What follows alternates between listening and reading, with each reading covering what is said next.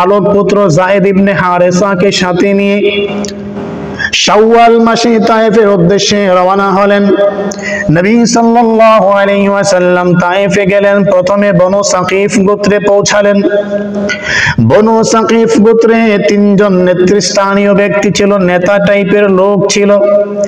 আব্দে ইয়ালিল বিন আব্দে কুলাল, আরেকজনের নাম ছিল মাসউদ, আরেকজনের নাম ছিল হাবিব। এই তিন ব্যক্তি আব্দে ইয়ালিল, মাসউদ, হাবিব, এই তিন ব্যক্তি বনু সাকিফ গোত্রের নেতৃস্থানীয় ব্যক্তি ছিলেন। নবী সাল্লাল্লাহু আলাইহি ওয়াসাল্লাম তায়েফে গেলেন। তায়েফে যাওয়ার পরে বনু সাকিফ গোত্রে সর্বপ্রথম দ্বীনের দাওয়াত দেওয়া শুরু করলেন। আব্দে ইয়ালিল, মাসউদ এবং হাবিব এই তিন ব্যক্তিকে দ্বীনের দাওয়াত দিলেন। ওই তিন ব্যক্তি রাসূল সাল্লাল্লাহু আলাইহি ওয়াসাল্লামের দ্বীনের দাওয়াত গ্রহণ করে নাই, বরং নবী সাল্লাল্লাহু আলাইহি ওয়াসাল্লামকে দুঃখ দিল, কষ্ট দিল। রাসূল সাল্লাল্লাহু আলাইহি ওয়াসাল্লামকে উপহাস করতে থাকলো। নবী সাল্লাল্লাহু আলাইহি ওয়াসাল্লাম তাদের থেকে কষ্ট পাইলেন, মনটা ভেঙে গেল। রাসূল সাল্লাল্লাহু আলাইহি ওয়াসাল্লাম যে আশা নিয়ে এসেছিলেন তায়েফবাসীর সাথে আমার দুই দিক থেকে আত্মীয়তার সম্পর্ক, এই জন্য রাসূল সাল্লাল্লাহু আলাইহি ওয়াসাল্লাম তায়েফে বড় আশা নিয়ে তায়েফবাসীর কাছে এসেছিলেন।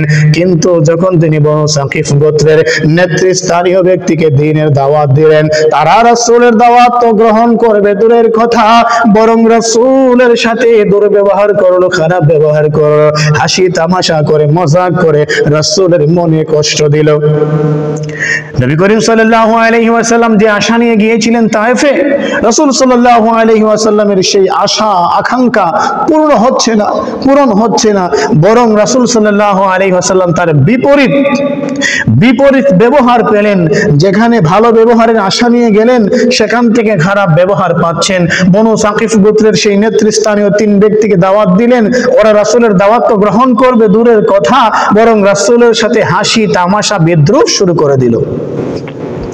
নবীজি ওই তিন ব্যক্তিকে বললেন, দেখেন, যদি আপনারা আমার দ্বীনের দাওয়াত কবুল নাও করেন, যদি আপনারা আমার দ্বীনের দাওয়াতটাকে কবুল নাও করেন, আপনাদের কাছে দুইটা হাত জোর করে অনুরোধ করছি, আমি অন্যান্য ব্যক্তির কাছে দ্বীনের দাওয়াত দেব, তোমরা আমাকে ফিরাবে না, তোমরা আমার বিষয়ে মানুষের কাছে বদনাম রটাবে না, কোনটা রচনা করবে না, তোমরা মানুষকে আমার বিরুদ্ধে খেপিয়ে দেবে না, তোমাদের কাছে অনুরোধ করলাম।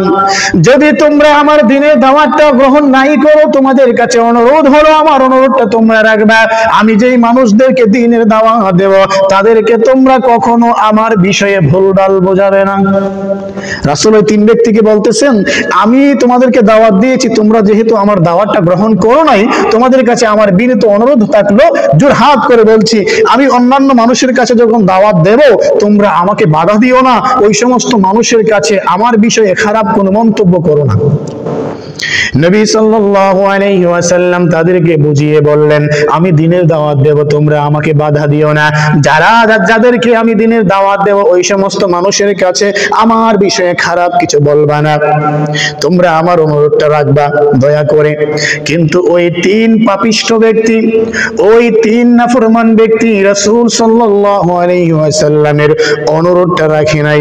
রাসূল সাল্লাল্লাহু আলাইহি ওয়াসাল্লাম তাদেরকে যে অনুরোধ করেছিলেন কথাটা রাখার জন্য, রাসূলের কথা তারা রাখে নাই, বরং রাসূল সাল্লাল্লাহু আলাইহি ওয়াসাল্লাম যাদের কাছে দ্বীনের দাওয়াত নিয়ে গেলেন, যাদেরকে দ্বীন বোঝাচ্ছেন, দ্বীনের দাওয়াত দিচ্ছেন, তাদের কাছে ওরা গিয়ে রাসূল সাল্লাল্লাহু আলাইহি ওয়াসাল্লামের বিষয়ে খারাপ মন্তব্য করে, রাসূল সাল্লাল্লাহু আলাইহি ওয়াসাল্লামকে নিয়ে ভুলভাল বোঝায়।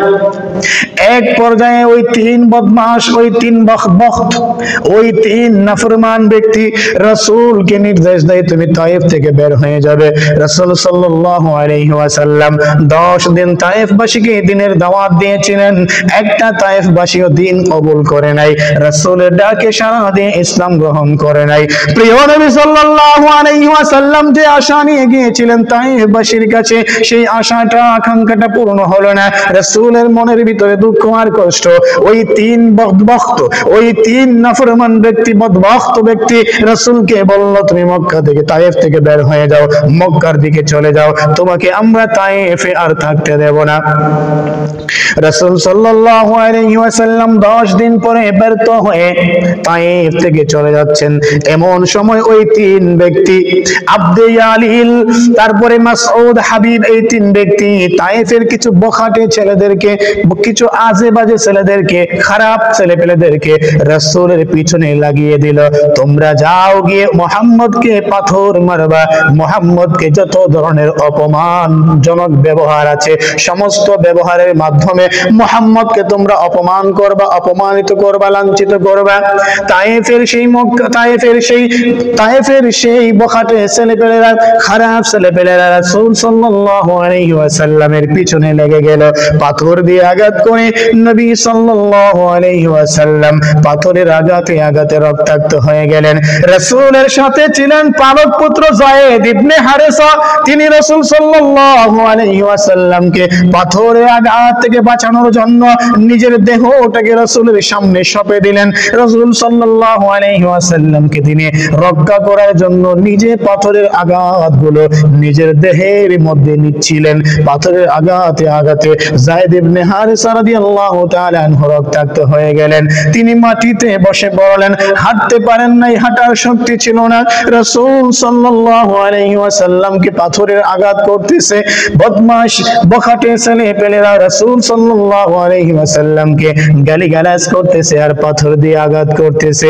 পাথরের আঘাতে আঘাতে আমার রাসূলের দেহ থেকে রক্ত মুবারক ঝরছে। রাসূল সাল্লাল্লাহু আলাইহি ওয়াসাল্লাম তার রুমাল দিয়ে রক্ত মুবারক গুলো মুছতেছেন।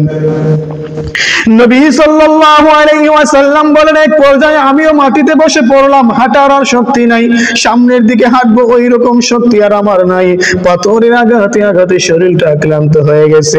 নবীজি বলেন, আমি তায়েফের ময়দানে এত কষ্ট পেয়েছি, এত কষ্ট আমি আর কখনো পাই নাই। রাসূল সাল্লাল্লাহু আলাইহি ওয়াসাল্লাম পাথরের আঘাত সহ্য করতে না পেরে মাটিতে বসে পড়েছিলেন। বখাটে ছেলেপেলেরা দৌড়াইয়া রাসূলের কাছে আয়েশা রাসূলের হাত ধরে টাইনা টাইনা দাঁড় করায়, রাসূলকে বলে, দাঁড়া, ওঠ ওঠ। রাসূল যখন দাঁড়াইতে পারে না, রাসূলকে টাইনা হাতে ধরে দাঁড় করায়। এরপরে ওই খারাপ ছেলেরা, বখাটে ছেলেরা রাসূলকে বলে, সামনের দিকে হাঁট। নবীজি বলেন, যখন আমি সামনের দিকে হাঁটার জন্য পাটা একটু বাড়িয়ে দেই, এমনিতেই পাথর দিয়ে আমার পায়ে আঘাত করে আমি আবার মাটিতে বসে পড়ি। আবার আমাকে হাত ধরে টেনে টেনে উঠাইয়া সামনের দিকে হাঁটতে বলে, আমি আবার হাঁটতে পারি না, পাথর দিয়ে আঘাত করে আমি আবার বসে পড়ি। নবী সাল্লাল্লাহু আলাইহি ওয়াসাল্লাম বলেন, সেদিন আমি এত কষ্ট পেয়েছিলাম, শুধু শারীরিকভাবে কষ্ট পাই নাই, বরং মানসিকভাবেও কষ্ট পেয়েছি। এত অপমানিত আমি আর কখনো হই নাই। ওই বদবখত, ওই কম বখত, ওই বদমাশ, ওই বখাটে ছেলেরা আমার হাতে ধরে টেনে টেনে আমাকে দাঁড় করায় আর বলে সামনের দিকে হাঁটতে। যখনই হাঁটতে শুরু করি তখনই আমাকে পাথর দিয়ে আবার আঘাত করে আমি পাথরের আঘাত সহ্য করতে না পেরে আবার মাটিতে বসে পড়ি। আবার আমাকে দাঁড় করায়, আবার পাথর মারে, আবার আমি মাটিতে বসে পড়ি, আবার পাথর মারে। এরকম ভাবে বখাটে ছেলেপেলেরা আমাকে 3 মাইল রাস্তা পর্যন্ত পাথর মেরে মেরে তায়েফ থেকে বের করে দিয়েছিল। আমার ভাইরা, নবী করিম সাল্লাল্লাহু আলাইহি ওয়াসাল্লাম তায়েফের ময়দানে এত কষ্ট পেয়েছিলেন, পাথরের আঘাতে জর্জরিত হয়েছিলেন, সারা শরীরটা রক্তে রক্তাক্ত হয়ে গিয়েছিল। নবী সাল্লাল্লাহু আলাইহি ওয়াসাল্লাম বলেন, আমি তায়েফ থেকে আসার 1 মাস পর পর্যন্ত আমার জুতার মধ্যে, স্যান্ডেলের মধ্যে তায়েফের যে রক্ত ঝরেছিল ওই রক্তের দাগ লেগেছিল। আমার ভাইরা, রাসূল সাল্লাল্লাহু আলাইহি ওয়াসাল্লাম তায়েফের ময়দানে এত কষ্ট করলেন, এত কষ্ট করলেন। তায়েফের বেঈমান কাফেররা এত কষ্ট দিল, আশা নিয়ে গিয়েছিলেন হয়তো তায়েফের মানুষ আমার দ্বীন গ্রহণ করবে। রাসূল সাল্লাল্লাহু আলাইহি ওয়াসাল্লাম তায়েফে আশা নিয়ে গিয়েছিলেন হয়তো তারা আমার দাওয়াত গ্রহণ করবে, কারণ তাদের সাথে আমার আত্মীয়তার সম্পর্ক ছিল। আমি তায়েফে ছোটকালে, শিশুকালে তায়েফে আমি ছিলাম। তায়েফের মহিলা, বনু সাকিফ গোত্রের মহিলা হালিমা হালিমাতুস সাদিয়া আমাকে দুধ পান করিয়েছিল, এই দিক থেকে আমার একটা আশা আকাঙ্ক্ষার জায়গা ছিল, হয়তো তায়েফের মানুষেরা আমার দ্বীনের দাওয়াতকে কবুল করবে, আমাকে তারা বোঝার চেষ্টা করবে। কিন্তু সেখানে গিয়ে দেখলেন অবস্থাটা তার বিপরীত। রাসূল সাল্লাল্লাহু আলাইহি ওয়াসাল্লামের দ্বীনের দাওয়াত তো গ্রহণ করবে অনেক দূরের কথা, বরং রাসূলকে পাথর দিয়ে আঘাত করে রক্তাক্ত করে তায়েফ থেকে বের করে দেয়।